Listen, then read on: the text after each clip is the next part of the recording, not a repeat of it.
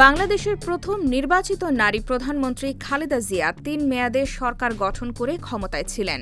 ১৯৯১ সাল থেকে ২০০৮ সাল পর্যন্ত ৫টি জাতীয় সংসদ নির্বাচনে কখনো কোনো আসনে পরাজয়ের মুখ দেখেননি তিনি। বিশ্লেষকরা বলছেন, বাংলাদেশের রাজনীতিতে সদ্য প্রয়াত এই সাবেক প্রধানমন্ত্রীর ৪ দশকের পথচলায় যেমন ছিল ক্ষমতার উত্থান ও পতন, কারাবাসের ইতিহাস রয়েছে, তেমনি ছিল প্রবল রাজনৈতিক বৈরিতাও। প্রধানমন্ত্রী হিসেবে নেওয়া বেশ কিছু সিদ্ধান্ত তাকে অন্যদের চেয়ে যেমন পৃথক করেছে, তেমনি তার মেয়াদে বেশ কিছু ঘটনা নিয়ে সমালোচনার মুখেও পড়তে হয়েছিল খালেদা জিয়াকে।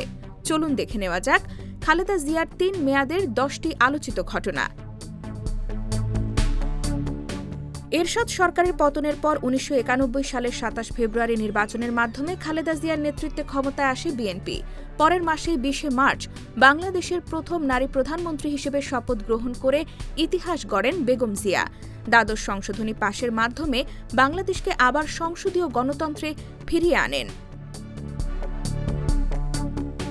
প্রধানমন্ত্রী হিসেবে প্রথম মেয়াদেই অবৈতনিক ও বাধ্যতামূলক প্রাথমিক শিক্ষা প্রবর্তন, ১০ম শ্রেণী পর্যন্ত বিনা বেতনে ছাত্রীদের লেখাপড়ার সুযোগ তৈরি করে দেন তিনি। একই সাথে ছাত্রীদের জন্য উপবৃত্তি প্রবর্তন এবং শিক্ষার বিনিময়ে খাদ্য কর্মসূচি চালু করা হয়। বাংলাদেশের অর্থনীতিতে ভ্যাট চালু করাকে যুগান্তকারী পদক্ষেপ হিসেবে আনেন খালেদা জিয়া। ২০০১ সালে নির্বাচনে জয়লাভ করে বিএনপি। খালেদা জিয়া তৃতীয়বারের মতো ক্ষমতায় এসে পলিথিন শপিং ব্যাগ উৎপাদন ও ব্যবহারে নিষিদ্ধ ঘোষণার সিদ্ধান্ত ছিল সবচেয়ে বেশি উল্লেখযোগ্য।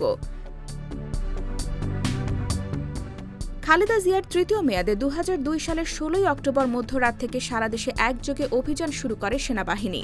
এই অভিযানে অপারেশন ক্লিন হার্ট নামে পরিচিত। এই অভিযান নিয়ে সে সময় নানা অভিযোগ উঠেছিল। সেনাবাহিনী ৮৪ দিন অভিযান পরিচালনার পর তাদের ব্যারাকে ফিরিয়ে নেওয়া হয়।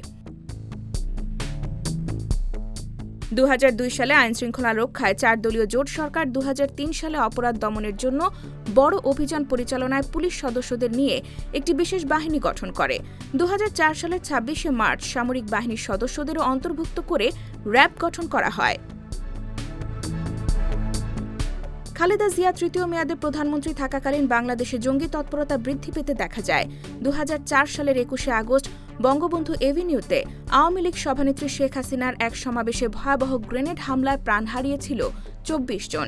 এছাড়া ২০০৫ সালের ১৭ আগস্ট বাংলাদেশের ৬৩ জেলায় একযোগে বোমা হামলা হয়। ওই হামলায় ২ জন নিহত আর বহু মানুষ আহত হয়েছিল।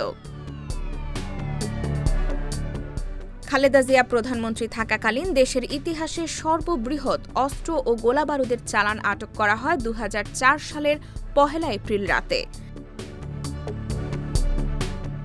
ট্রান্সপারেন্সি ইন্টারন্যাশনালের তথ্য অনুযায়ী বাংলাদেশ ২০০১ সাল থেকে ২০০৫ সাল পর্যন্ত টানা ৫ বছর দুর্নীতিতে চ্যাম্পিয়ন ছিল। এর মধ্যে ২০০১ সাল ছিল আওয়ামী লীগ সরকারের শেষ বছর। এসব তথ্য তুলে ধরে একটি প্রতিবেদন প্রকাশ করেছে BBC Bangla. IBTV USA, New York।